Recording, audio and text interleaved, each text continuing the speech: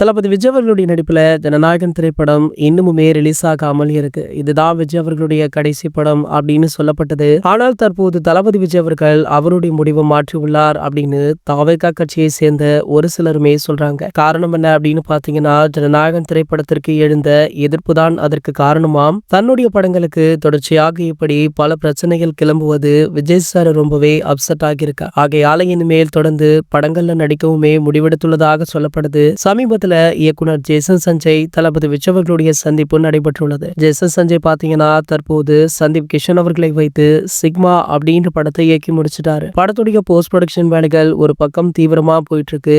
இந்த படம் ஏப்ரல் அல்லது மே மாதத்துல ரிலீஸ் ஆக இருக்கு. ஆகையால பாத்தீங்கன்னா தற்போது ஜேசன் சஞ்சய் அவர்கள் அவருடைய அடுத்த திரைப்படம் பற்றி கலந்து ஆலோசித்துட்டும் இருக்காரா. சோ அதன்படி பாத்தீங்கன்னா அவருடைய அடுத்த திரைப்படம் தளபதி விஜய் அவர்களுடன் தான் அப்படின்ற செய்தி பலருக்குமே அதிர்ச்சியை கொடுத்திருக்கு. ஜேசன் அவர்கள் விஜய் அவர்களை ஒரு நாள் இயக்குவார் அப்படின்னு பலருமே சொன்னாங்க. ஆனால் அது கூடிய விரைவில், அதுவும் இவ்வளவு சீக்கிரம் நடக்கும் அப்படின்னு யாருமே எதிர்பார்க்கல. இந்த படத்திற்கான அறிவிப்பு தமிழக சட்டமன்ற தேர்தல் முடிந்த பிறகுதான் வெளியாகும் அப்படின்னுமே சொல்றாங்க. இதுல வேற ஜனநாயகன் திரைப்படத்தின் ரிலீஸ் எப்போதுன்னு தெரியல.